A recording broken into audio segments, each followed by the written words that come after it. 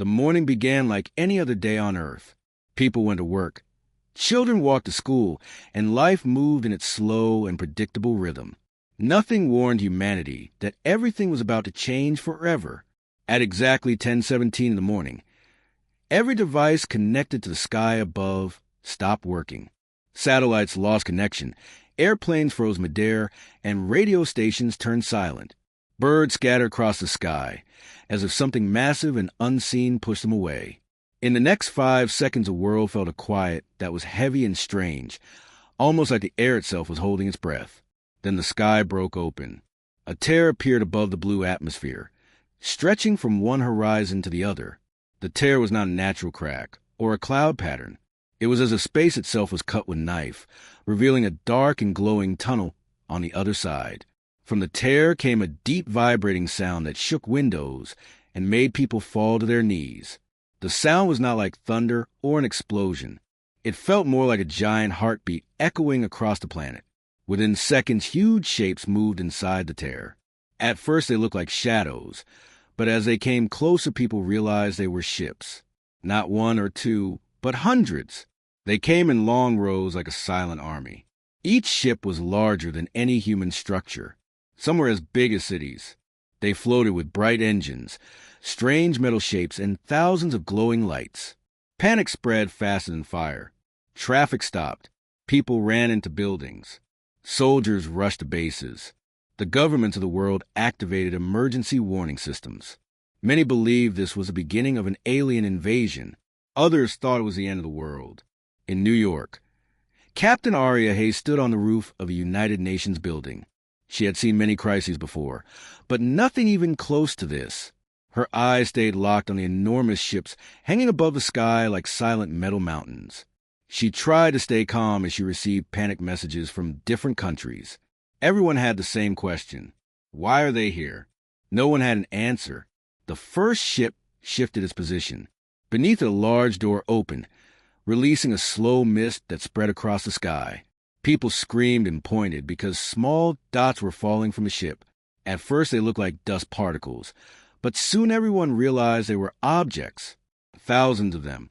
They shot down to the clouds like falling stones. Emergency systems tried to track them, but the objects were too many. They crashed across oceans, deserts, mountains, and cities. The sound of thousands of impacts filled the world like heavy drums. Arya received a report. The falling objects were escape pods. They were not weapons. They were not bombs. They were containers designed to hold living beings. A rescue team rushed to the nearest impact zone.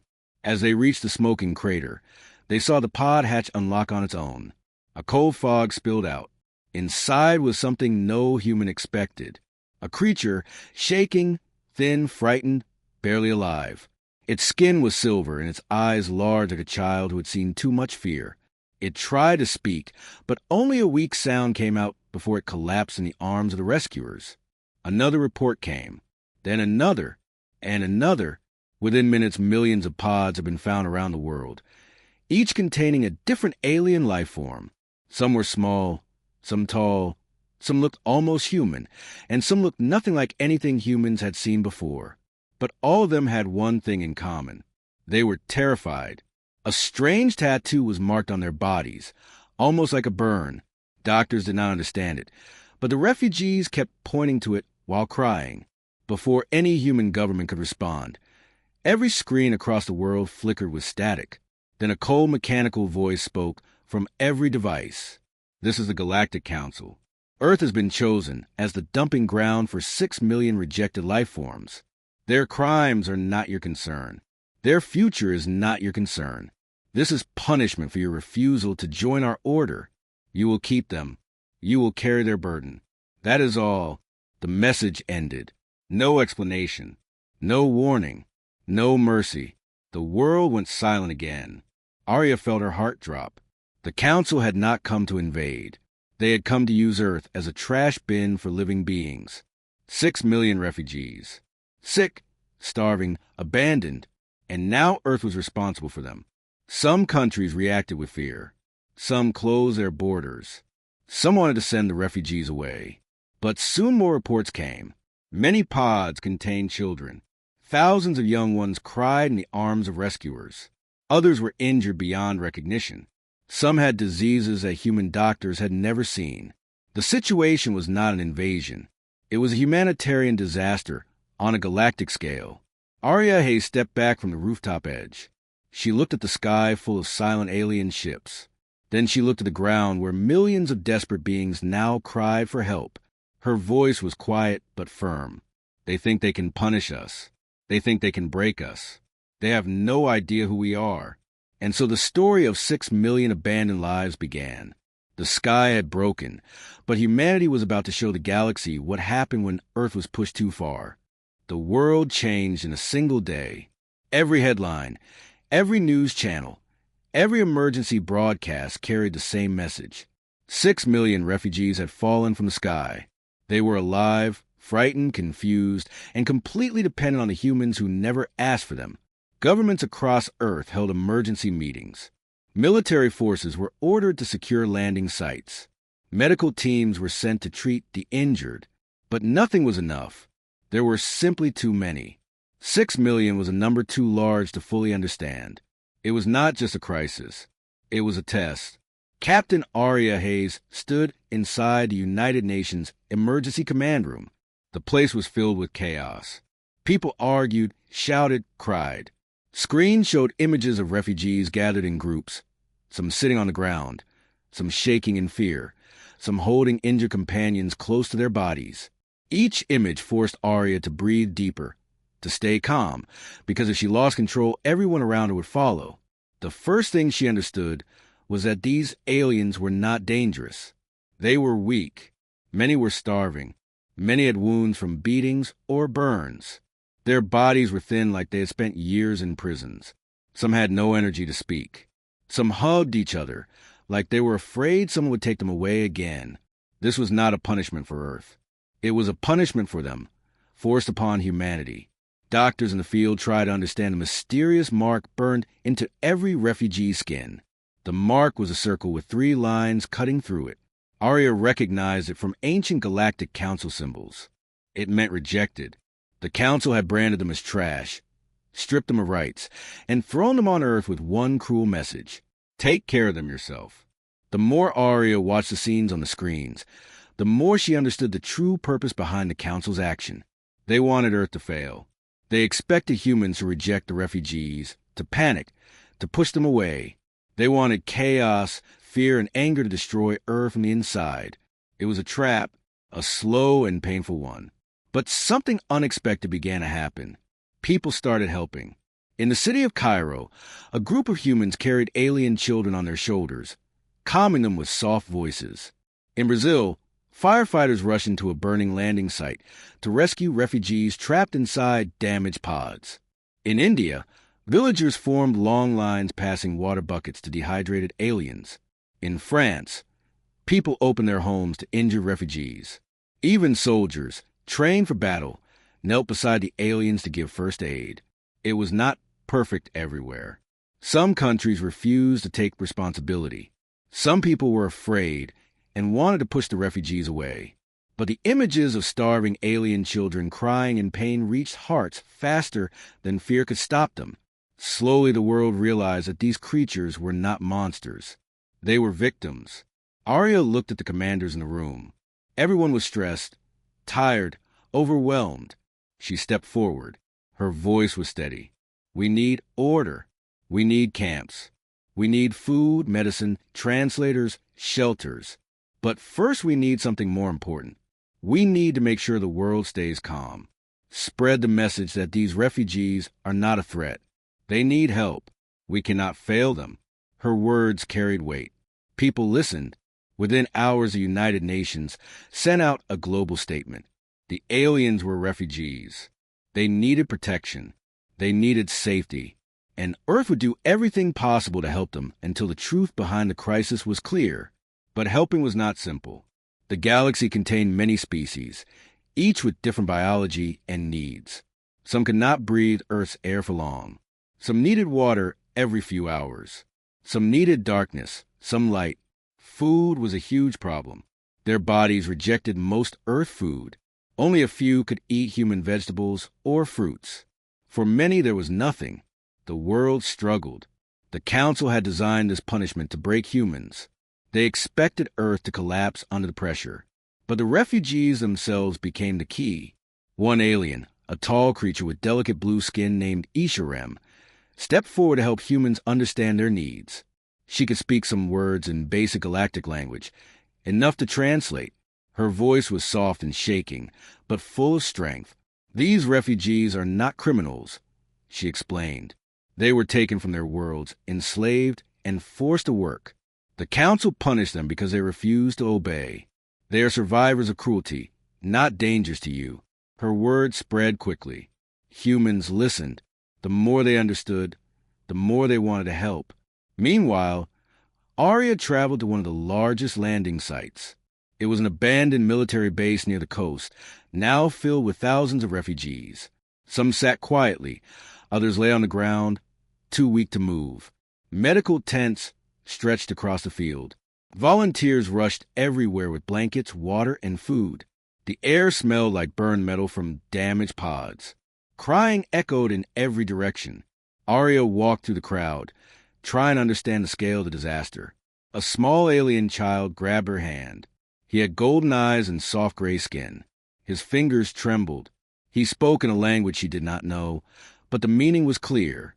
He was afraid. Arya knelt and placed her hand gently over his. "You are safe now," she said.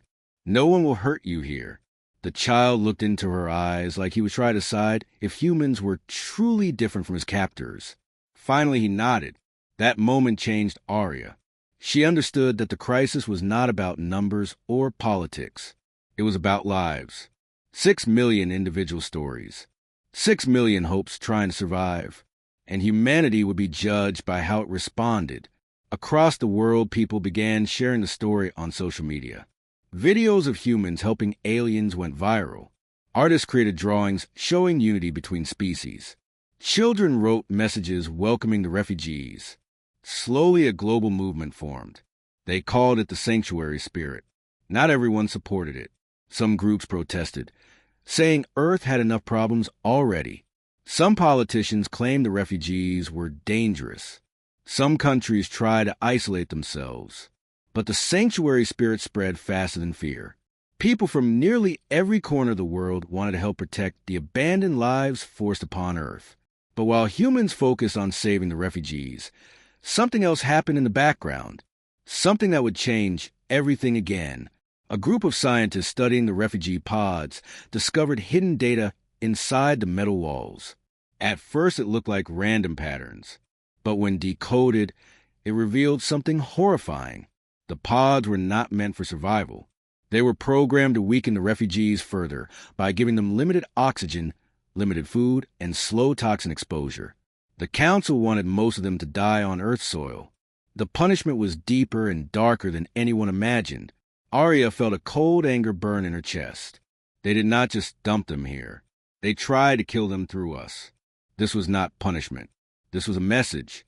A message that Earth had no power in the galaxy. But Arya refused to accept it. Late at night, she stood outside the refugee camp. Thousands slept inside temporary shelters. Some aliens glowed softly in the dark. Others curled up in groups for warmth. The moonlight washed over everything. The scene looked peaceful, but Arya knew it was only the calm before a storm.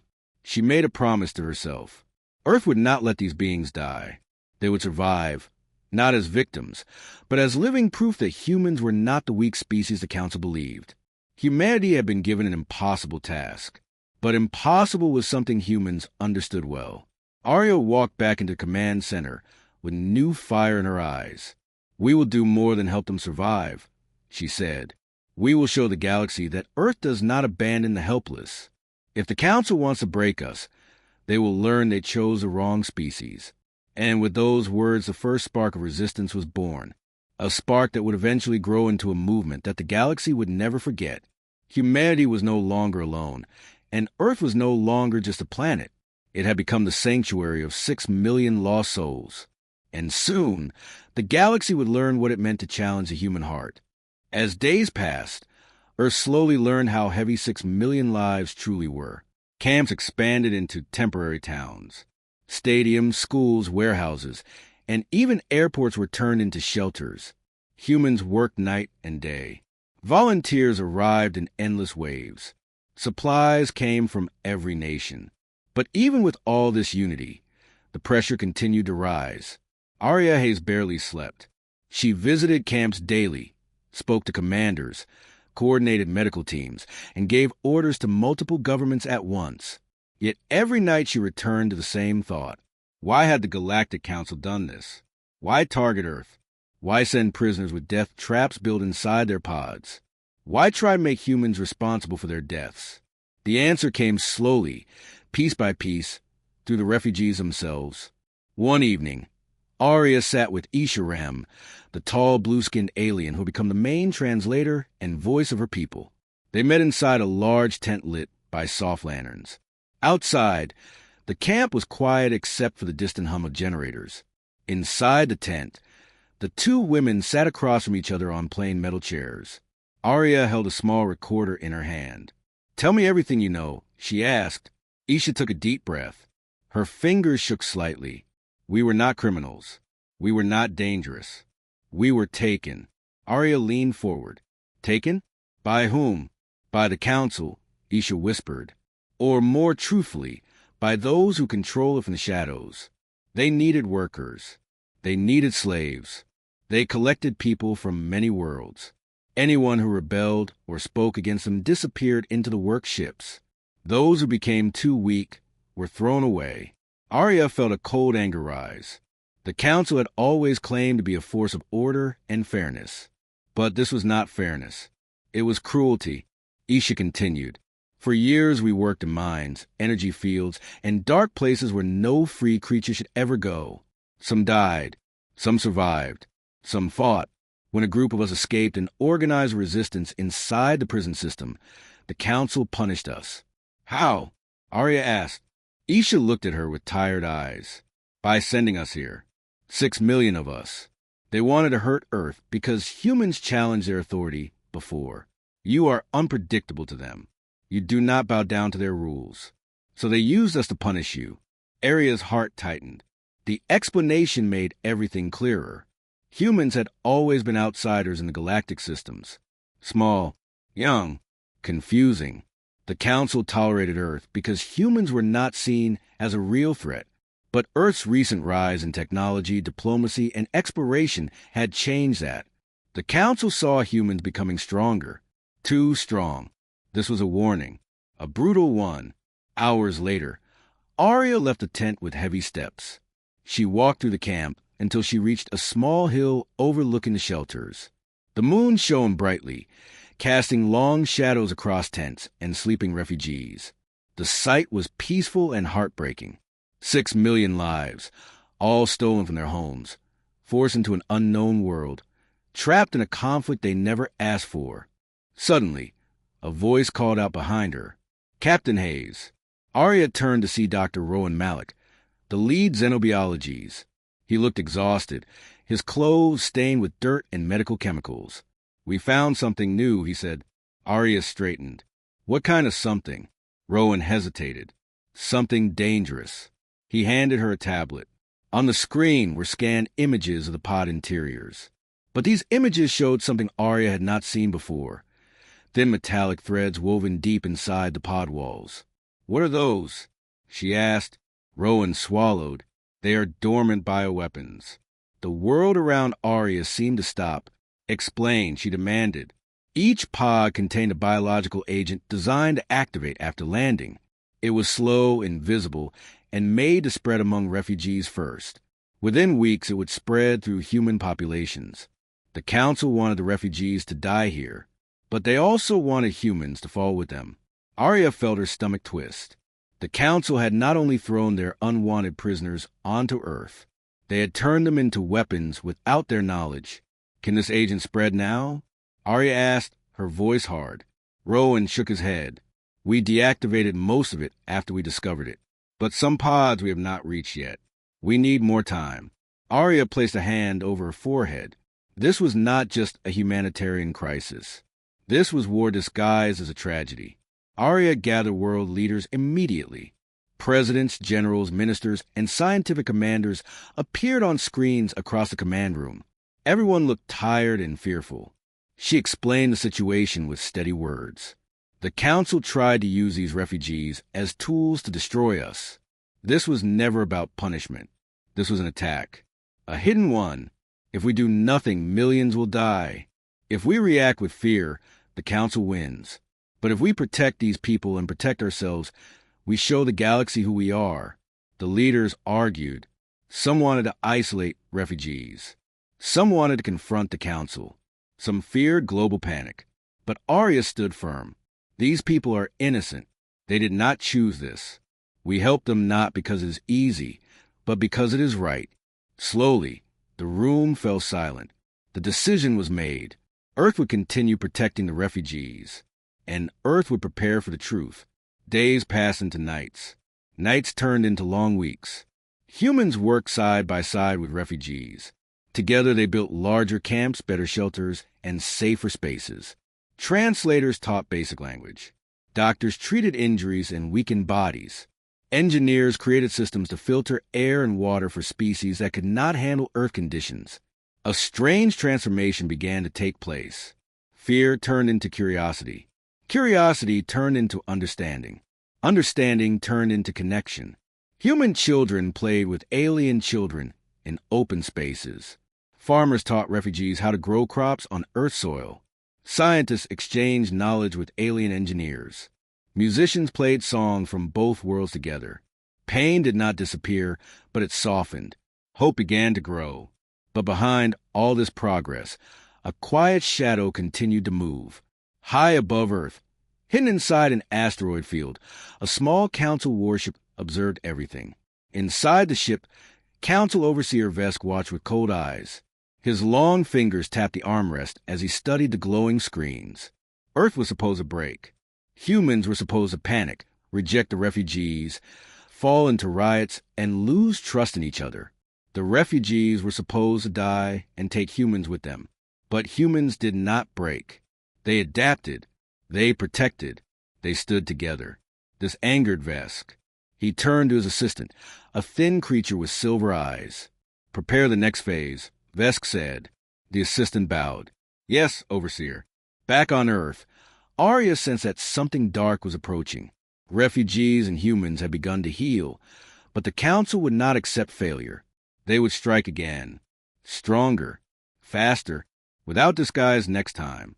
One evening, while reviewing reports in her office, Arya heard footsteps outside. It was Isharam. "We need to talk," Isha said softly. Arya nodded. "Sit." Isha hesitated before speaking. "I have remembered something important. Something I had forgotten because of fear. The Council does not act alone. They are controlled by a group known as the Inner Ring. A secret group with enormous power. They are the ones who ordered our transportation. They are the ones who want Earth destroyed." Arya leaned forward. "Why us? Why Earth?" Isha's voice trembled. "Because humans carry something they fear. Something powerful." "What is it?" Arya whispered. Isha looked into her eyes. "You have the ability to unite. No other species does this the way you do. You stand together even when you are broken, even when you are afraid. The Council ruled through fear for centuries, but you show the galaxy something they cannot control. Hope." Arya felt chills. It made perfect sense. Humanity's greatest strength was not technology, weapons, or numbers. It was unity. And now, more than ever, unity was needed. Outside, lights flickered across the camp as night settled in. Alien families sat around heaters. Humans handed out blankets. Laughter mixed with coughing. Music from a portable speaker echoed softly through the air. It looked peaceful, but Arya knew peace was only temporary. The Council would return, and this time, Earth would not wait to defend itself. This was no longer just a mission to save refugees. This was the beginning of a new chapter in humanity's story. A chapter where Earth would rise, not with weapons, but with courage. Not alone, but with 6 million new voices beside them. The galaxy had tried to break humanity. Instead, humanity was forming something far more dangerous to tyrants. A sanctuary that could not be destroyed. Humanity had survived the first wave of chaos. Refugees were recovering. Camps had turned into small cities with working lights, clean water, and medical zones. Volunteers still arrived daily from all parts of the world. And for the first time since the sky broke open, Earth began to breathe again. But peace was thin. Everyone could feel it in the air like cold wind before a storm. Aria Hayes walked through Camp Delta, one of the largest refugee sites. The camp was a maze of shelters, food stations, and translation centers. Thousands of aliens moved around calmly. Some carried supplies.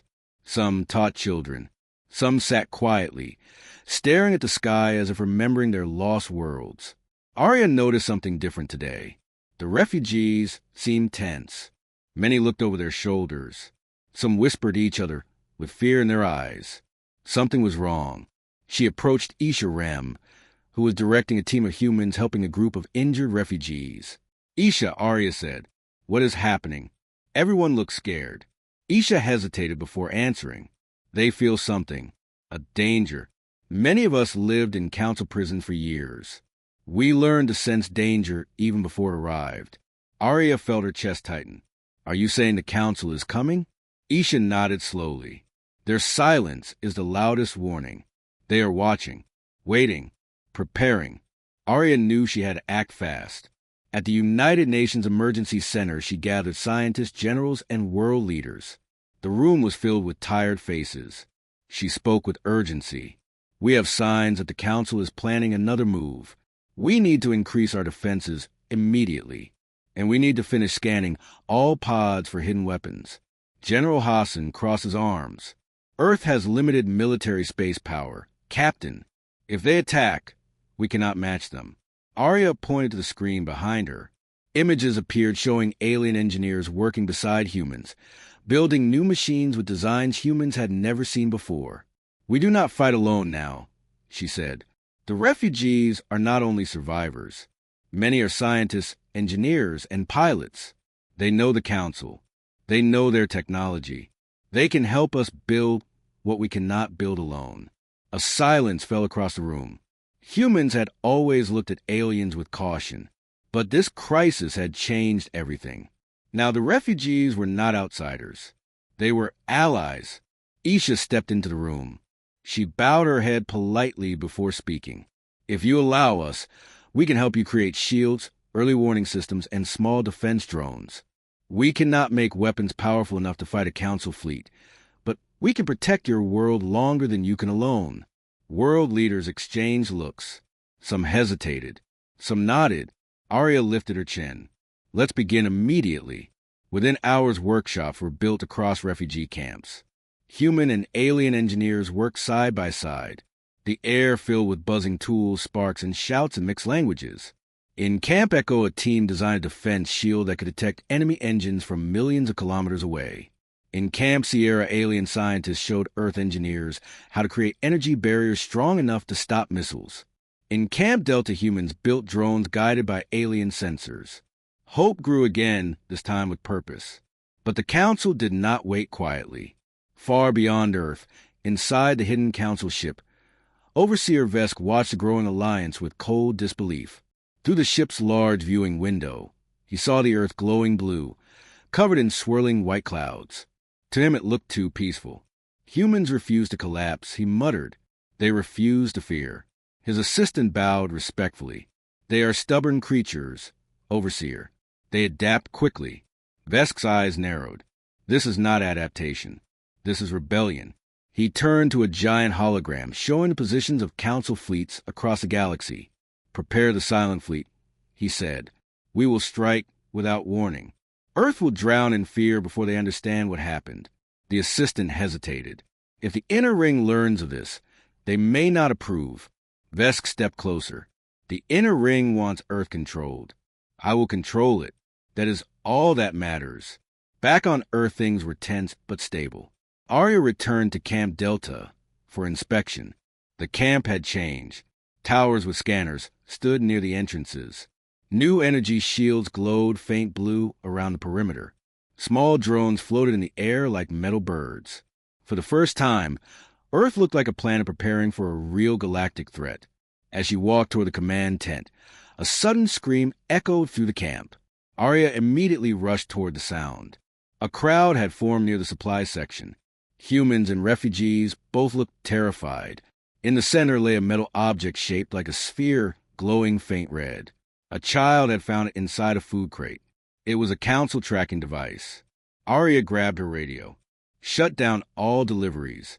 Seal all entrances. The council is trying to infiltrate our camps. Chaos spread instantly.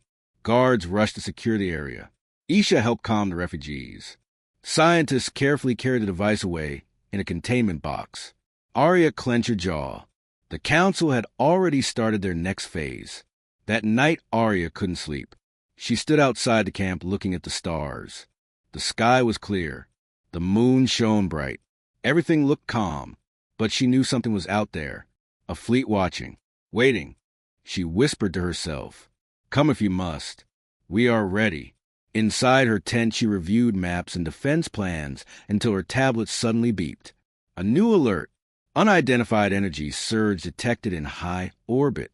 Arya's heartbeat quickened. She rushed outside and ran to the command tower. Lights flashed. Screens displayed warnings. Scientists frantically typed data. "What is happening?" Arya demanded. A young technician pointed at the screen. A massive object just appeared near Earth's orbit. No approach. No detection before arrival.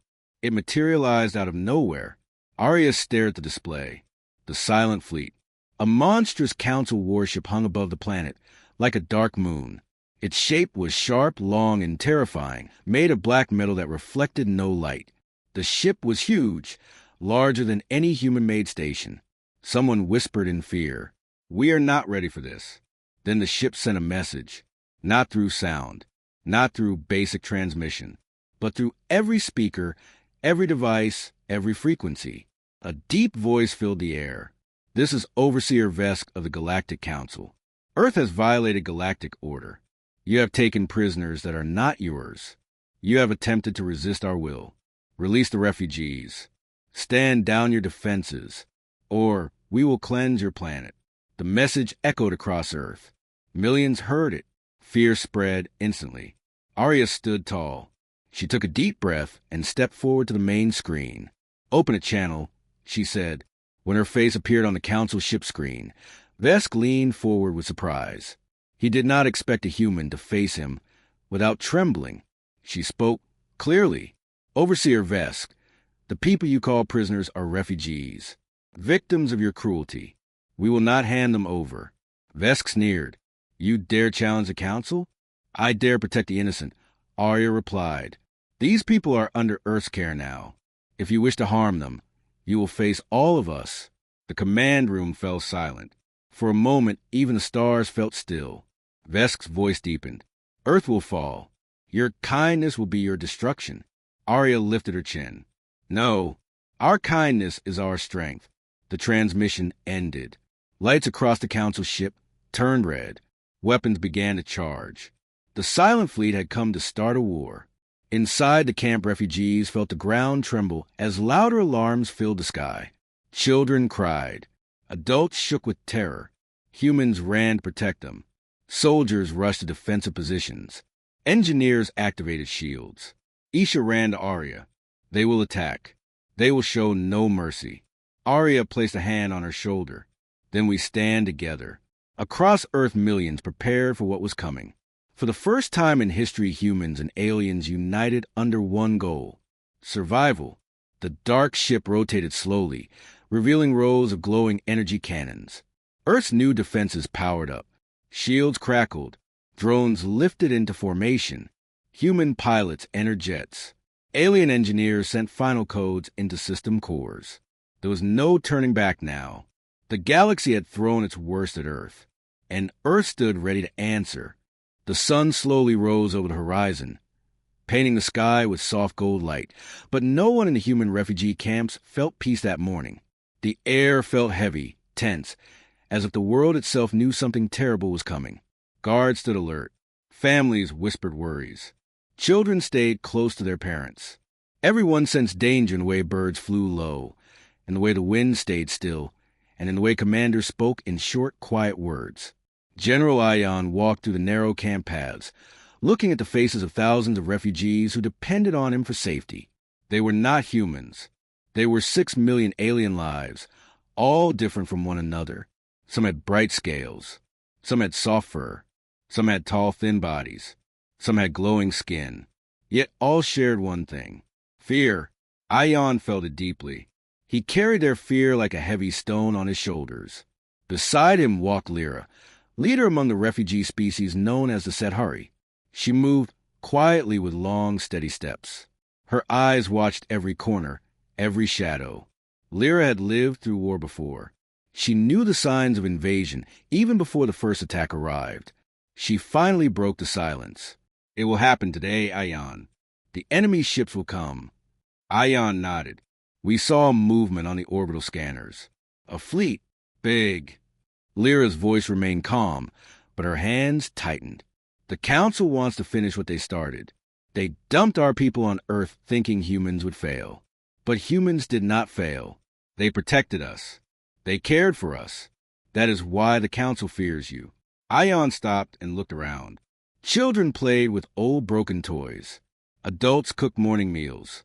Groups prayed quietly in their own languages. He breathed slowly. "If they want war, they will find us ready." He meant the words, but inside he felt a storm of doubt. Earth did not have great defenses. Humanity was still healing from their own old problems. And now they had to defend 6 million refugees too. By noon, the first alarm sounded across the camp. Its sharp cry echoed like a warning from the sky itself. People froze. Mothers grabbed children. Elders whispered prayers. Soldiers ran to their stations. The ground shook as defense shields powered up. Ion climbed the command tower where screens showed the dark sky above. A cluster of bright shapes approached Earth's atmosphere. They moved fast. Too fast. Lyra joined him. "The Council has sent 12 destroyers." Ion frowned. 12? For a planet with only old defense satellites.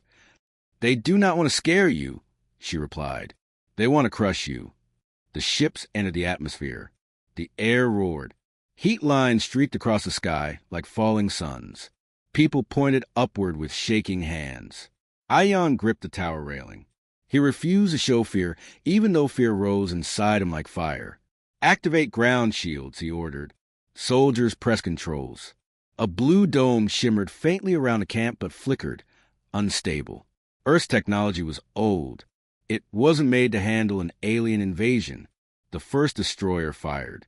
A beam of white light slammed into the shield dome. The dome rippled like water struck by a stone. Its lines bent. Its colors shook. People screamed and ducked, but the shield held. Barely. Another blast came. Then another. 12 destroyers firing together. Every beam made the shield weaker.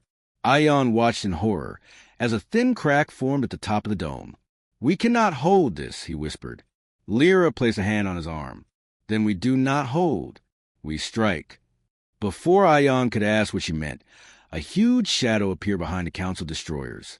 It looked like a dark crescent cutting across the sky. Then more shadows appeared. 5, 10, 20. Ion blinked. "What are those ships?" Lyra exhaled softly. "The survivors. Other refugee worlds that heard your call. They came, not to be saved, but to stand beside you." The new fleet opened fire. Blue and green beams streaked across the sky. They struck the Council destroyers with loud explosions. The earth trembled. People covered their ears. For the first time since morning, hope sparked in their eyes. The Council destroyers tried to turn, but the refugee fleet closed around them like a trap. The battle lit the sky with flashes of gold and red. Pieces of burning metal rained down, falling harmlessly beyond the shield. Ion stared with wide eyes. "They came for us?" Lyra smiled faintly. "They came because humanity showed mercy where the galaxy showed none. Now mercy returns to stand with you." The shield dome flickered again, weaker than ever. One of the destroyers fell, crashing in flames near a distant mountain. Another exploded into dust. But the Council fleet was still strong. A deep voice came from the radio. "General Ion, this is Commander the Rose of the Vescari. We fight for you, but the enemy numbers are growing. More destroyers incoming. A new radar screen lit up. Another 12 ships appeared beyond the atmosphere. Ion clenched his fists. We need more than defense. We need a plan. Lyra nodded. There's one option. Dangerous, but it might work. She pointed at the large ridge behind the camp. Beneath it lay an old underground facility built by humans decades ago and forgotten by most. Inside it rested a massive power core meant for deep space travel. Lyra had discovered it weeks earlier. If we overload that core, she explained, it will create a gravity burst, a wave strong enough to push enemy ships out of orbit. Ion stared. It could also destroy half the land around us. Yes, Lyra said, but if the Council wins today, they will destroy much more than land. They will erase us all. Ion closed his eyes. He heard the screams from families, the shaking of the shield, the rumble of falling ships. He opened his eyes again with a new determination. Do it, he said. Lyra ran with 2 teams toward the ridge. Ion stayed to coordinate the defenses. Refugee ships circled above like wounded eagles fighting lions. The Council destroyers fired at both the fleet and the Earth shields. Time was running out. Minutes felt like hours. Explosions shook the sky. Smoke rose into thick clouds. Ion's voice stayed strong on the radio as he directed every last soldier and pilot. Finally, Lyra's voice returned. Ion, the core is ready. We are overloading now. When I say run, you must run. Ion nodded. Understood. The ground beneath the ridge started to glow faintly, then brighter, like a star forming inside the Earth. Lyra shouted through the radio. Now, spread out. Brace for impact. Ion grabbed the nearest rail. A booming sound exploded outward. A wave of distorted air spread across the sky like a giant invisible hammer. It struck the Council ships first. They twisted violently, losing control. One by one they were pushed backward, thrown out of orbit like toys. Refugee ships managed to pull back in time. The wave rolled across the land. Dust flew into the air. Buildings shook. The shield dome shattered completely, but the danger had already passed. Silence followed. Then cheers. Then crying. Then relief. Ion stepped outside the tower. The sky cleared slowly. Refugee ships hovered peacefully, signaling victory. People hugged. Parents held children close. Lyra walked toward Ion, covered in dust but alive. It worked, she said quietly. Ion looked at the sky again. This was more than a battle. This was the birth of a new alliance. Lyra nodded. And the Council will return. Stronger. Angrier. Ion breathed deeply. Then we will return stronger too. Humans and refugees together. Earth had just changed forever. And so had the galaxy. The final hours before the greatest battle in known history felt strange and heavy across the galaxy. Every star seemed quieter. Every world felt frozen in expectation, as the creation itself was waiting to see what humanity would do. News of Earth's alliance with refugee races had already reached every corner of space. Billions watched, waiting to see if the Galactic Council would crush them or if Earth would do the impossible once again. General Aria Hayes stood on the main deck of the Unity Fleet's flagship. The ship was named Sanctuary One. She stared at the glowing map projected in front of her. The Council's armada was enormous. No exact number existed, but every estimate said one thing. The enemy outnumbered them by at least 5-1. She breathed in deeply. Her face showed calm, but her mind carried the weight of 6 million refugees looking to her for protection. Earth had never asked for this war. Humanity did not want to fight, but the Council had brought this conflict to their doorstep, thinking Earth would break under pressure. They were wrong. The Refugee Alliance had grown stronger every day. Dozens of species once oppressed by the Council now stood behind Earth, ready to fight. They built ships with their own hands, learned tactics, shared technology, and trained alongside humans who treated them as equals, not tools. Arya looked at the map again. The Council ships were closing in fast.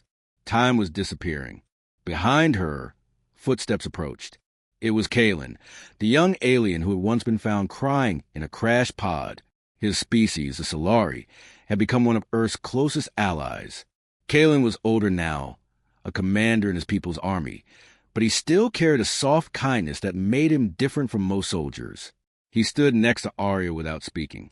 They had known each other long enough to understand silence. Finally, he whispered, "This is the moment, is it not?" Arya nodded. "If we fall today, the galaxy falls with us. If we win, everything changes forever." Kalen looked at the glowing star map. For the first time, he did not seem afraid. He placed his hand on the control table and took a slow breath. "We will not fall. Not today." Arya gave a faint smile. She hoped he was right. The fleet buzzed with activity. Across thousands of ships, humans and aliens prepared themselves. Engineers checked engines. Doctors organized medical stations. Pilots sat in their fighters with trembling hands. Some whispered prayers. Others recorded last messages. Fear was everywhere, but courage was stronger. The refugees had suffered too much to lose now. Earth had suffered too much to surrender. As the hour approached, Arya activated the communication channel. Every ship in the Alliance received her message. Her voice filled the air like a steady drum. To every soldier of the United Alliance, today we stand not just for Earth, not just for the refugees who fell from the sky. We stand for every world the Council has silenced, for every species they cast aside, for every life they treated as worthless. Today we rise together.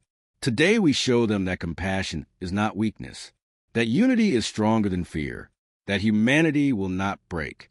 The message ended. The silence afterward felt alive. Then came the Council.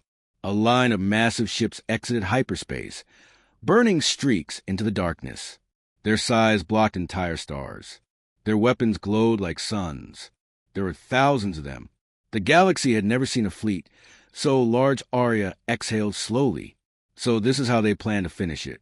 More ships appeared behind the first. The dark void became crowded with metal and fire. The Council sent one final message. Earth, surrender the refugees. Destroy your alliance. Neo, your mercy has made you weak. This is your last warning. Arya leaned forward and answered with a single line. We choose freedom. The war began instantly. Light exploded across space. Beams of pure energy cut through the void, hitting shields and armor. Explosions flashed like silent stars being born and killed in seconds. Thousands of fighters launched from both sides, swirling like swarms of burning insects. The sound of engines, alarms, and distant screams filled every ship. Arya commanded her fleet with precision. She moved ships into tight formations, using the refugees' unique technologies. Solari cloaking fields, Taric plasma barriers, Vexry gravity nets, and human railguns created a perfect combination that the Council had never seen.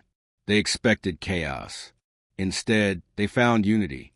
The Council's front lines began to crumble. On the other side of the battlefield, a giant command ship pushed forward. Its hull was covered in glowing runes. This ship controlled thousands of drones that swarmed like black smoke, cutting through small fighters with ease. Kalen's ship flew toward it. Arya tried to stop him. Kalen, fall back. That ship is too strong. He answered in a calm voice. My people know that ship. It destroyed our world. I cannot fall back. He charged forward.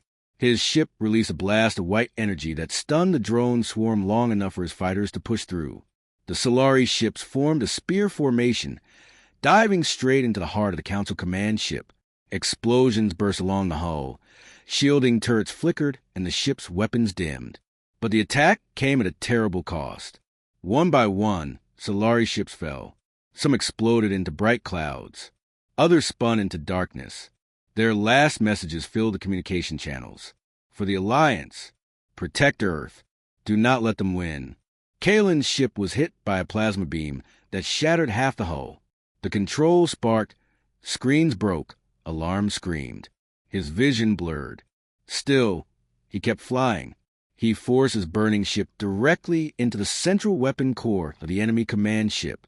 He whispered his last word for Arya. For Earth. For every refugee who found hope. The collision created a blinding white explosion that shattered the command ship in half. The drone fleet lost control and scattered. Arya screamed his name, but no answer came. She stood frozen for a moment, her heart cracking. But she forced herself to continue. She owed him that much. She owed them all. The battle raged on for hours. Ships burned on both sides. Entire fleets vanished in flames. But slowly, painfully, the Council's power weakened. The Alliance pushed forward, inch by inch. Then the Council made its final move. From deep space, a colossal weapon arrived.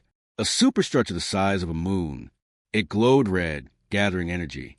Its target was Earth. One shot would destroy the planet. Aria's breath caught. If Earth fell, the Alliance would collapse. He ordered all ships to converge on the weapon. Hay attacked with everything they had. Missiles, plasma fire, gravity pulses, rail cannons. The weapon shook under force, but it did not stop charging. "You're out of time," Arya whispered.